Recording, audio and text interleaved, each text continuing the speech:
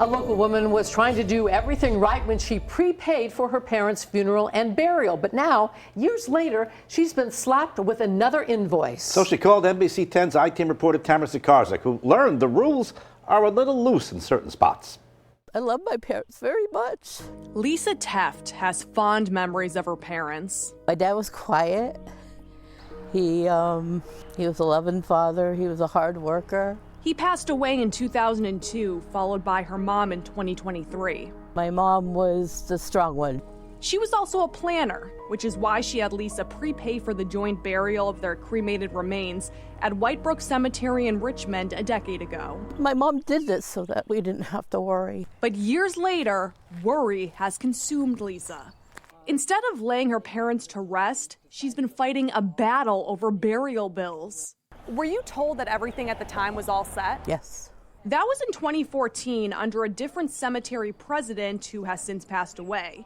A man named Scott Sunderland took over, and he claims she owes more money. He texted me, and the text said that he was going to charge me $500. The receipt shows Lisa paid $800 in 2014, $600 for a single grave, and $200 to open and close the site. A copy of the contract reviewed by the I-Team doesn't mention any requirements for cremated remains, yet text messages with Sunderland request $400 for a double vault, also known as a liner. I should not need a liner because the liner was never agreed upon at the time that my mom, paid for all this. I tried calling Sunderland myself to get to the bottom of it. Hi, this is Tamara Sikarsik from NBC 10. But was quickly told no comment. I just had a couple of questions about...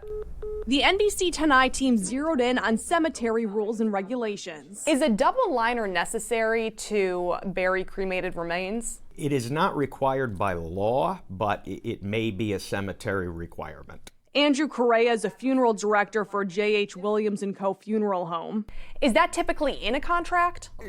Yes, nine times out of 10. But in Lisa's case, it was not, exposing a lack of oversight in the industry.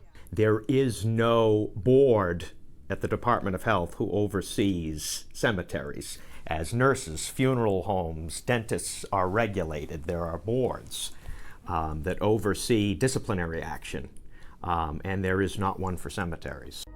Leaving grieving family members like Lisa to fight for themselves. I think it's wrong that the laws aren't more clear, and that people could just do whatever they want. I have a stone here. I've decorated it. I come and visit here, but... This is where you want their final resting place to be. I want to be able to come here. I want to be able to see them. We do have some good news to report. The Attorney General's office resolved the dispute between Lisa and the cemetery president, and she can now bury her parents without owing that extra money.